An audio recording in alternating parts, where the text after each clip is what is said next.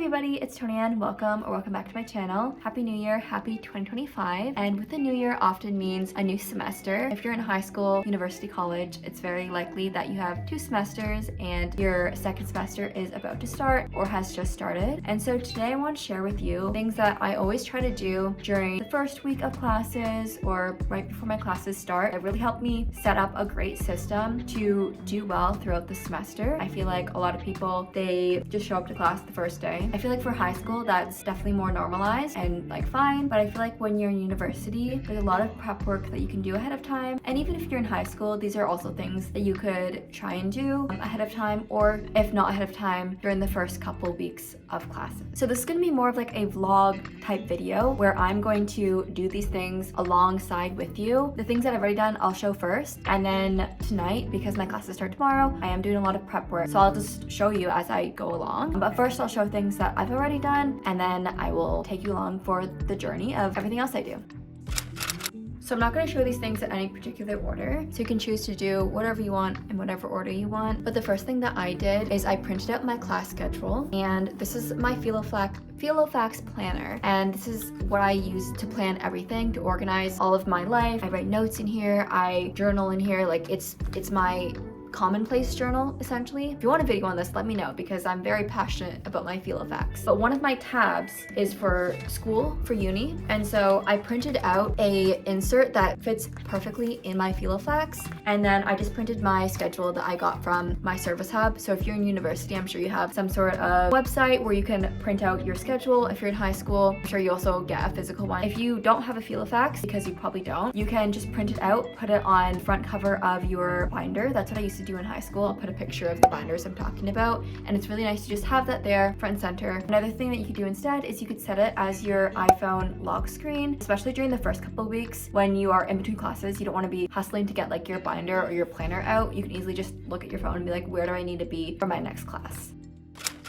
The next thing I do is I make sure that all of my classes are in my Google Calendar. So if you've been watching me for a while, you know I'm a big GCal girl, and so I make sure everything is always on this. And the nice thing about having like a school email and being in university is that your classes are probably directly linked to your school Gmail account, and so I didn't even have to manually put these in. If you personally like to have your personal account as your main calendar, you can add a separate calendar. So I just added my school calendar, and then it automatically synced with my personal calendar, so it's all in one place. And if your school doesn't do that, like if you're in high school or just doesn't do it, you can manually put them in. So I used to do that before I realized this was a feature, and in high school I did that as well. If you are manually putting your classes into your Google Calendar, things that I recommend to make sure that you have in it is obviously the class, the time, and the location. You can also put in your teacher, but those are the 3 main things that you really need to have in your Google Calendar so you know where to be at what time. If you are manually putting your classes into your Google Calendar, make sure to make a separate calendar called like uni, school, high school, whatever. And so when you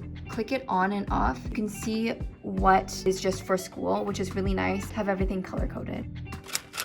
Okay, so not only am I an avid user of Google Calendar, I also use Google Drive to organize all of my files for school. And so if I haven't already done this, I like to take all of my folders from my last semester and put them into a folder just to separate them so I can have this stuff out of the way for the new semester. So these are all of my 5 classes from last term. So this was my second year of my program, and it was my first term last term. So that's why I just called it year 2, term 1. And I'm just gonna put that away because I don't really need to see it anymore. And then what I do is I go ahead and start creating folders for all of my new classes. So I'm gonna go ahead and do that. Okay, if you're a fellow Canadian, you know how in elementary school we get colored duotangs and certain colors meant different subjects? I like to do the same thing for Google Calendar. So each course gets a different color, and I just change the color to whatever I think kind of suits that course in my head. So I decided to make psychology this red, and you can just do this by going to the organize drop down and then changing the color here. While we're on the topic of Google Drive, I'll show you what I do for each class, even when the class hasn't started yet. As with all of my videos, a really quick intermission. If you are enjoying this video, finding it helpful, please do take like 5 seconds to give it a thumbs up. It really helps with my videos engagement, and videos that do well I tend to make more of, which is why you'll see I make a lot of academic related videos, because you guys seem to really enjoy those and request videos like that. And if you even further want to help support my channel, comment down below one thing that you are doing to prepare prepared for the semester or how you're feeling for the semester ahead of you. Thank you so much, and back to the video. So I'll go into each folder and then I will create a new document, and then I will just title the document that class's course code and then write notes. So this class is ACC 406, so I'll just go ACC 406 notes. Okay, so I actually just pulled up 3 different Google documents of my notes from 3 different classes from my last semester, just to give you a real life example of what I've done. And so, for example, this was my IT class from last semester. So as you can see, I just title it the same, and then I always do the same format. So I just put like the title there, and then I put when and where I have the class, my professor's name, and then I get into all the details. So as you can see, when I open the documents, like I always put that. Oh, also, sometimes I like to, before the class starts, go back onto Rate My Prof and take like a screenshot or just read over some of the reviews, just so before I get into the class, I kind of know what to expect.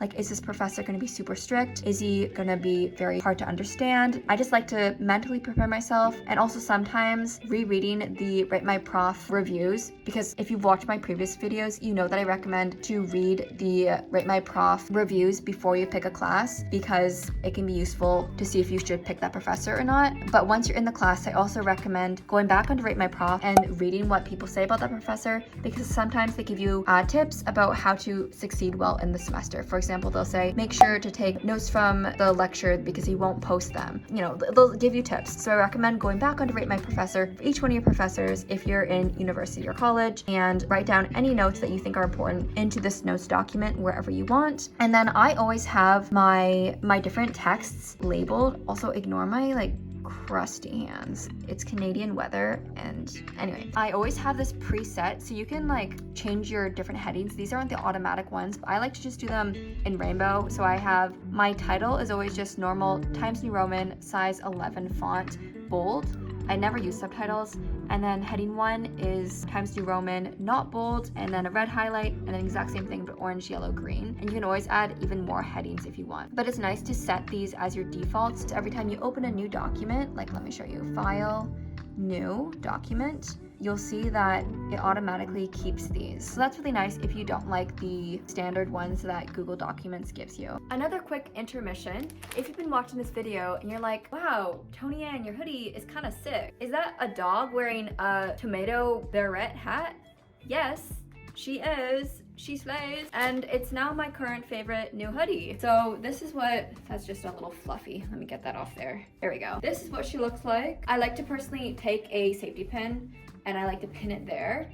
It is genuinely one of the softest hoodies I've ever worn. I mean it. Like, it's the perfect thickness, not too thin, not too thick. And this is from Aelfric Eden. So thank you so much, Aelfric Eden, for sending me this hoodie. They also sent me one in gray because I'm a big gray hoodie girl. Got both of these in a size small. That's something you should know if you are ordering from Aelfric Eden. Know that their style is streetwear, so things are already like the baggier style, so you don't need to size up to get a baggier hoodie. Their things are such high quality and they have such unique designs. They also sent me 2 other items, so I'm gonna quickly show you those. The first one is this really sick red cardigan. It's got these stripes. As you can see, it's got that oversized look. So I wore this today and I actually got so many compliments on it. People were like, oh my gosh, Brianne, your sweater is giving like a certain aesthetic. And they're like, I can't put my name on it, but they liked it. So this is super soft as well. And then the last item that I got is this really, again, sick item. It's this denim jacket that is padded, or I don't know what to call that, but essentially if you're Canadian, you know that we need warm jackets, and this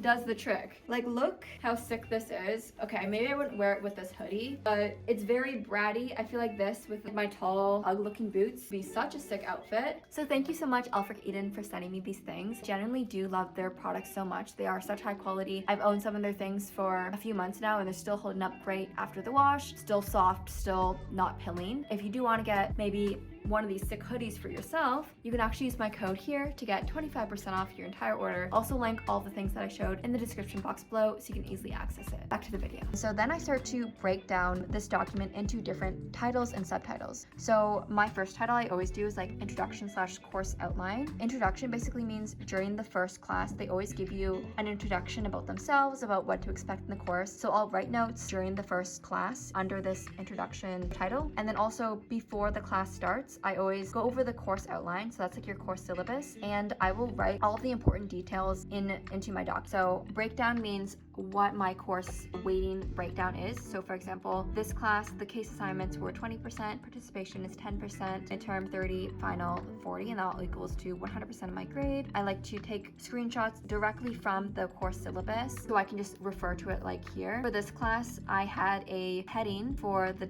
Kahoots because this class we had to do Kahoots. I had a heading for case assignments, for exams, for midterm, just all important information that is really nice to have at the top of your document throughout the semester. You can refer back and be like, how am I being assessed in this class? Or what do I need to know about how to do well on the exam or on the case assignments, for example? Now you notice that in all of my last semester notes documents, I only have one tab. And for those of you who don't know, Google Docs within the last like 3 months has rolled out this new feature for tabs. I'm still trying to figure out exactly how I want to utilize this feature for this upcoming semester, because last semester when I already had my notes document set up, this feature wasn't out yet. Basically what that means is you can create kind of like different documents within one document. So I think that's going to be really useful. Let's add a new tab, and so let me write like tab 1 here, and then when I click on tab 2, it disappears because it's a completely different like document. And so I think what I'll be doing, let me go back to this new note that I made. I think for my first tab, I'll probably write something like course information.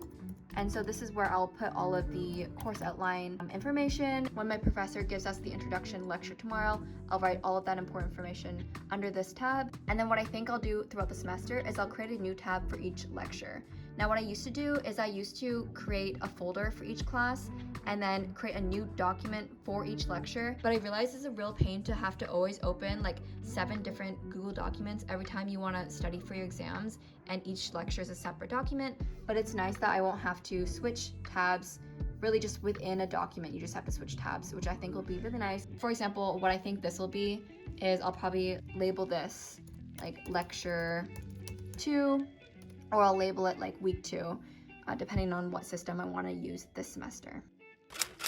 Now, if you've been watching this video and you're thinking, well, I don't take notes on my laptop because my teachers in high school don't let me bring in electronics, like I totally get you. In high school, I did my notes solely handwritten, or I printed them and put them into a binder. So if you resonate with that, then I recommend setting up your physical notebooks, binders situation. I haven't yet done a video about how to note take and my note taking system, especially in high school. Like I was cracked out in high school where all of my notes were insanely organized and neat and pretty, and I did not miss a single thing. So if you do want a video about note taking, let me know if you're in post-secondary or in high school so I can know what kind of video to make, because my note taking process is very different from when I was in high school. So if you are doing a physical system, that could mean like labeling your different notebooks. Although I do my digital notes for each of my classes in university, I also do still have notebooks for certain classes, especially the more application math-based ones. My finance notebook, my marketing notebook, accounting. And so I always like to just write kind of like a pretty title on it, label it. You could also write like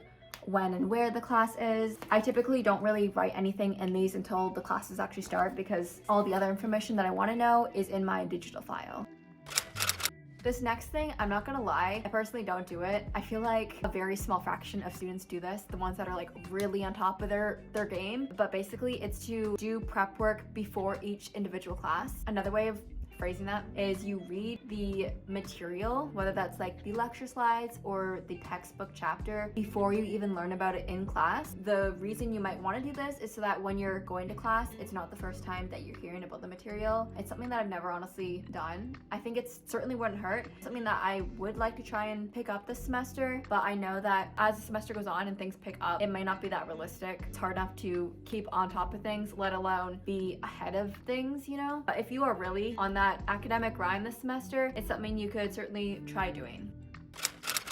Okay, and so for this last thing that I'm recommending to do, really isn't necessary, but I like to do it either when the last semester ends or before my next semester starts. It's to go into your photos. So personally, I use Google Photos, and start deleting anything that's school related that you don't need anymore. I don't know about you, but I take a lot of photos of different class notes, sometimes like the lecture slides. I'll take screenshots of different school related things, just as a reference for later, and they're just not things that I need anymore. And so I'll go through the 4 months of the last semester, scroll through them, delete anything that I no longer need, because it's not something you're ever going to want to look back on. It's certainly not something that you need in your camera roll, taking up space and memory. Alright, so that about wraps everything up. I hope that you found this video informational, useful, maybe a little bit motivational. You know, new year, new semester, new goals. I actually used to hate January, but I'm realizing January is actually one of my favorite months, at least this month. I'm really enjoying this month because I realized the new year really does have that oomph in the air. Like, you want to do well. It feels like a fresh start. Which can be really nice when you're in the middle of a school year to have that kind of reset. Doing these things can be a really great way to get off on the right foot. Again, if you like this video, please do give it a big thumbs up. And if you liked watching me, if you liked the kind of things I say, hit the subscribe button and the bell if you want to get notified every time I post. And I hope I do see you in the next one.